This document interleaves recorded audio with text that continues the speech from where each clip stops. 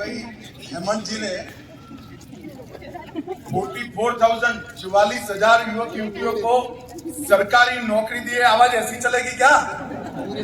मोदी जी तक दिल्ली आवाज जानी चाहिए। मेरे साथ दोनों हाथ उठाइए। असम के संकल्प के विकास के संकल्प का मुट्ठी बीजिए और प्रचंड आवाज से बोलिए, भारत माता की जय, भारत माता की जय, भारत माता की जय। आज के कार्यक्रम के सूत्रधार असम के लोकप्रिय मुख्यमंत्री डॉक्टर हेमंत बिस्वा शर्मा जी, असम विधानसभा के अध्यक्ष महोदय श्रीमान विश्वजीत देमारी जी, श्रीमान रणजीत कुमार दास जी, श्री अतुल बोरा जी, श्री चंद्रमोहन पटवारी जी, श्री केशव महंत जी, जिन 44,000 युवक युवतियों को आज नई नौकरी असम सरकार दे रही है, ये सभी युवक युवतियों को मेरा प्रणाम नमस्कार। तो सबसे पहले मां कामाख्या और श्रीमंत शंकर देव को प्रणाम कर मेरी बात की शुरुआत करना चाहता हूं। आज मैं जब यहां आया हूं तब उज्जवल असम, विकसित असम, सुरक्षित असम का स्वप्न देखने वाले डॉक्टर भूपेन हजारिका जी को भी प्रणाम कर मेरी बात की शुरुआत करना चाहता हूं। और सबसे पहले आज जिन 44,500 युवक युवतियों को अपना नया जीवन शुरू करने का 25 से 30 साल तक असम की सेवा करने का मौका मिला है, नौकरी मिली है, वो सभी को बहुत बहुत अभिनंदन और शुभकामनाएं देना चाहता हूं।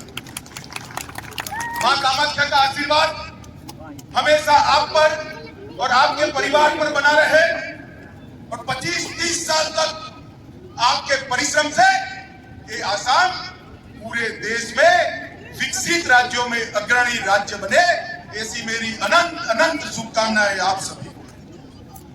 मित्रों, जब दूसरी बार असम की सरकार बनी, उसके पहले चुनाव था, भारतीय जनता पार्टी का संकल्प पत्र हम सब रख बना रहे थे।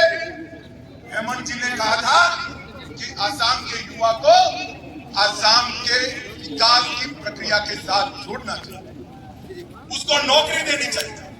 और उस वक्त उन्होंने बड़ी हिम्मत कर एक आंकड़ा कहा था, 1 लाख असमी युवाओं को हम सरकारी नौकरी देंगे। मैं आपको बताना चाहता हूं, वो कमरे में मैं था, पूरी स्तब्धता हो गई थी कि भाई असम में 1 लाख युवाओं को सरकारी नौकरी देना संभव है क्या? और भारतीय जनता पार्टी चुनावी वादे पूरा करने वाली पार्टी, थोड़ी बहस के साथ सबने निर्णय किया कि हम वादा भी करेंगे, पूरा भी करेंगे। और आज मैं जब यहां आया हूं तब लगभग 86,000 युवाओं को आज नौकरी देने का काम सिर्फ 2 साल में समाप्त कर दिया। मैंने आते आते हेमंत जी को पूछा कि भाई 86,000 हो गए, मगर बाकी के 14,000 का क्या?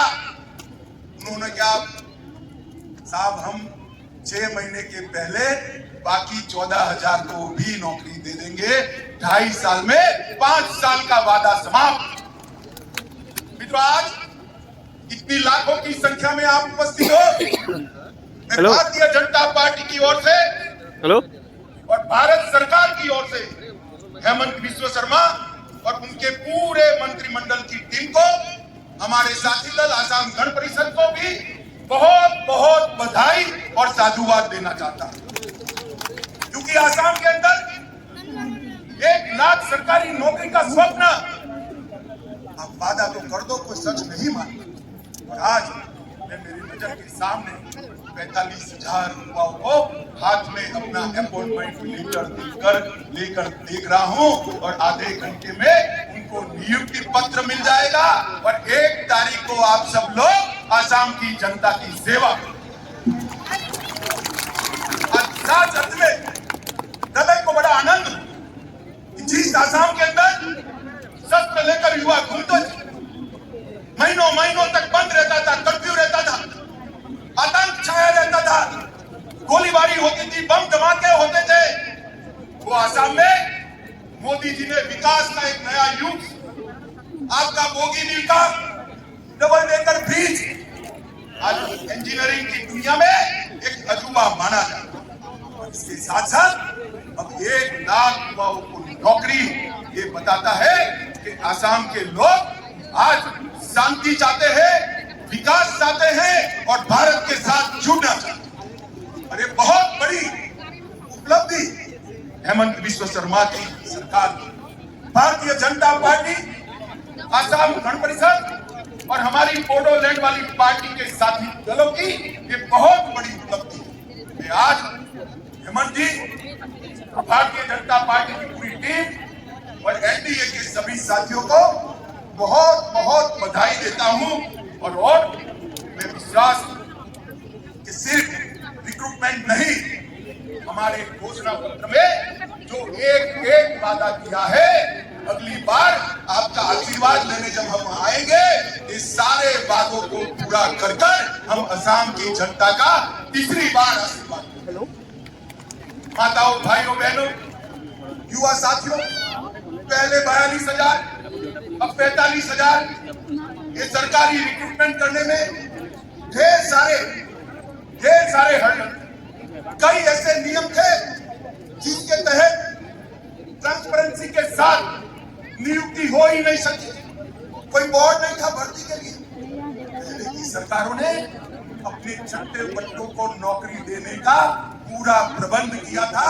भारतीय जनता पार्टी ने ट्रांसपेरेंट और फेयर रिक्रूटमेंट कर गरीब के बच्चे को नौकरी मिले, इसकी व्यवस्था की। समग्र आसाम में जिसके पास टैलेंट पड़ा था, वो कितना भी गरीब व्यक्ति क्यों ना हो, चाहे बोडोलैंड से हो, चाहे दिमासा से हो, चाहे कार्बी आंगलोंग से हो, चाहे गुवाहाटी से, चाहे ट्राइबल हो, चाहे अहोम हो, चाहे मेनलैंड का व्यक्ति हो, दलित हो, सभी को अपने मेरिट के आधार पर 1 पैसा खर्च किए बगैर आज 45,000 युवाओं के चेहरे पर हासिल। अरे जो नौकरी मित्रों आपको मिली है, ये भाई भतीजावाद का आसाम के अंदर मृत्युखंड नरेंद्र मोदी जी ने जो एक नई पारदर्शी और ट्रांसपेरेंट व्यवस्था शुरू की है कि जिसके अंदर कौवत होगा, जिसके अंदर मेरिट होगा, उसी को काम मिलेगा। इसका उत्कृष्ट उदाहरण आज 45,000 का भर्ती।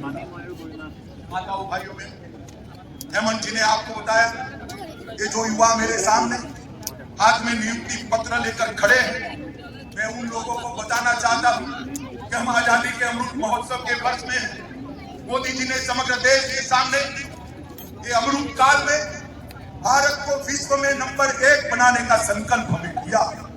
हम जो मंच पर बैठे, उसमें से बहुत कम लोग 2047 में होंगे, मगर आप लोग जो आज आसाम की सेवा से जुड़ने जा रहे हो, उस सभी युवाओं को मैं अपील करना चाहता हूं, जब आजादी की शताब्दी मनाई जाएगी 2047 15 अगस्त को, उस वक्त आप भी होंगे, आप साक्षी।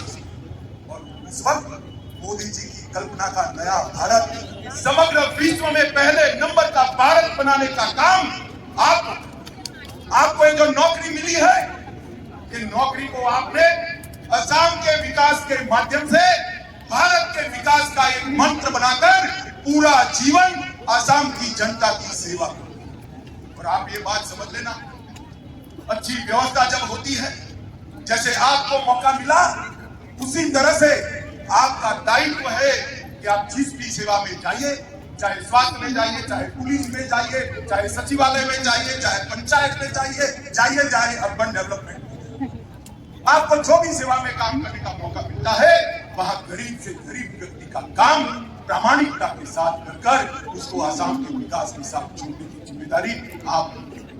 युवा मित्रों, मैं आज आपको यहाँ एक जमाना में कांग्रेस की हिंसा, उग्रवाद, आज मोदी जी की सरकार बनने के बाद 9 साल में विद्रोह की घटना में 67% की कमी आई,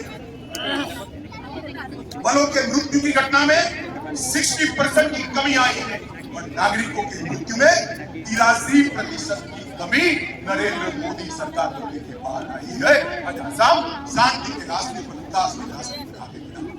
और पहले यहाँ अव्यवस्था है, वो अव्यवस्थाओं को व्यवस्था में परिवर्तित करने का काम पहले सर्बानंद सोनोवाल और अब हेमंत बिश्व शर्मा कर रहे हैं। भारतीय जनता पार्टी की केंद्र सरकार ने नॉर्थ ईस्ट के अंदर ब्रू समझौता किया, बोडो समझौता किया, कारगिल समझौता किया, असम मेघालय, असम अरुणाचल प्रदेश की सीमाओं का समझौता किया। अब सभा में 70% की कमी की और विकास के बजट के अंदर 300 गुना 300% बढ़ोतरी करने का काम ये नरेंद्र मोदी की भारतीय जनता पार्टी की सरकार।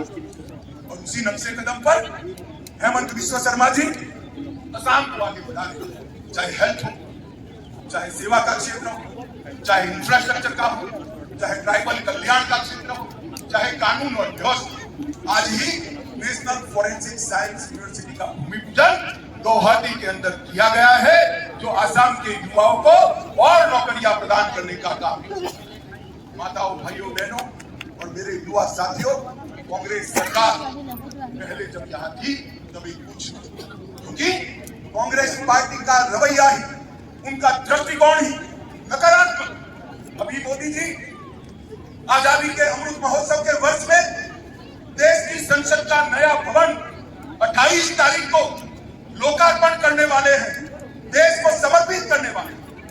कांग्रेस दल, कांग्रेस पार्टी और उनके साथी राजनीति कर ओछी राजनीति का एक उदाहरण पेश कर उसका बहिष्कार बहाना बना रहे कि महामहिम राष्ट्रपति इसका उद्घाटन। मैं आज आसाम के हजारों युवाओं के सामने, लाखों लोगों के सामने इनको पूछना चाहता हूं।